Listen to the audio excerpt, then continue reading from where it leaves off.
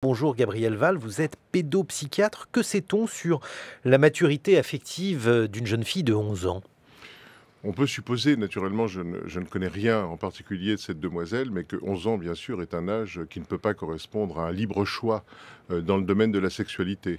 Et d'ailleurs, la définition juridique de l'atteinte sexuelle précise qu'avant 15 ans, il peut y avoir des relations sexuelles avec un majeur, sauf s'il y a, je cite, violence, contrainte, menace ou surprise. Mhm.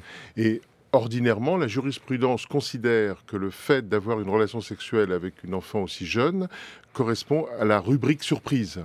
Et donc là, l'étonnement par rapport à Mhm. cet acquittement, c'est qu'il n'a pas été tenu compte de cette jurisprudence qui fait qu'à 11 ans, on considère qu'il ne peut pas y avoir de consentement parce que la sexualité adulte n'est pas perçue de façon très explicite, très mature par une enfant aussi jeune. Alors, au-delà de ce cas particulier qui vient après un autre cas particulier, d'ailleurs, Gabriel Val, vous qui êtes pédopsychiatre, les âges 11 ans, 13 ans, 15 ans, qu'est-ce qu'ils veulent dire pour vous qui avez l'habitude de voir des jeunes gens dans votre patientèle?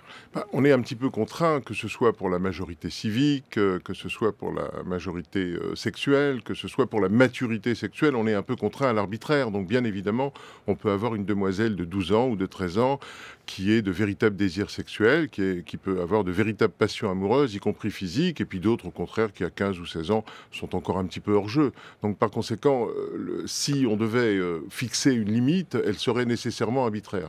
Il me semble que avant 13 ans, on ne peut pas considérer qu'une enfant, une demoiselle ou même un jeune homme puisse véritablement exercer tout son libre arbitre dans ce domaine. Alors, d'autant que la médiane du premier rapport sexuel, elle se fixe à environ un peu plus de 17 ans, 17,6 ans pour les garçons et 17,4 ans pour les femmes. Est-ce que là aussi, il n'y a pas quand même une donnée à prendre en compte? Alors oui, c'est une donnée à prendre en compte, sauf que le passage à l'acte peut être précédé pendant des années de sentiments amoureux et de désirs physiques bien réels. Donc par conséquent, on ne doit pas considérer que le passage à l'acte serait une limite en deçà de laquelle, le passage à l'acte moyen, donc, Mhm. serait une limite en deçà de laquelle rien ne se produirait. À l'évidence, les sentiments amoureux et les désirs sexuels existent bien avant. Mais alors, faut-il les laisser s'exprimer pour autant? Parce qu'il y a par exemple un certain nombre de domaines, les jeux de hasard, le fait de posséder un compte en banque et d'avoir la possibilité de l'utiliser, où là, on considère arbitrairement qu'en deçà de 18 ans, ça n'est pas possible. On se dit quand même que la sexualité est un domaine probablement plus sérieux que les jeux de hasard. Est-ce qu'il ne faudrait pas être comme ça impérieux sur les barrières qu'on se fixe, Gabriel Val? On a un petit peu le sentiment de soulever un paradoxe. En effet, la majorité civique, par exemple, c'est 18 ans. Et à l'évidence, là aussi, à 15 ans, on peut avoir une conscience politique très éclairée. Et à 20 ans, s'en fiche complètement. Donc, par conséquent, il est vrai qu'il faut fixer une limite. Alors, dans le domaine de la majorité civique, comme vous le savez, la discussion se porte actuellement pour savoir si elle ne pourrait pas être descendue à 16 ans.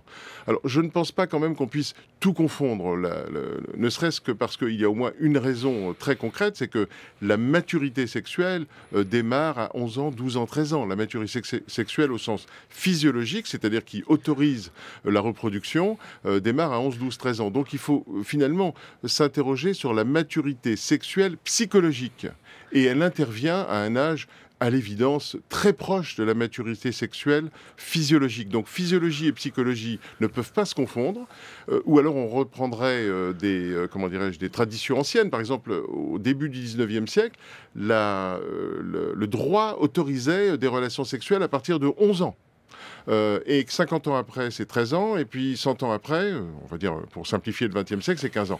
Donc, je pense quand même que cette évolution qui restreint la liberté sexuelle des enfants est quand même un véritable progrès, parce que le risque d'abus doit être toujours considéré. Alors la presse se fait abondamment l'écho de cette affaire, Gabriel Val.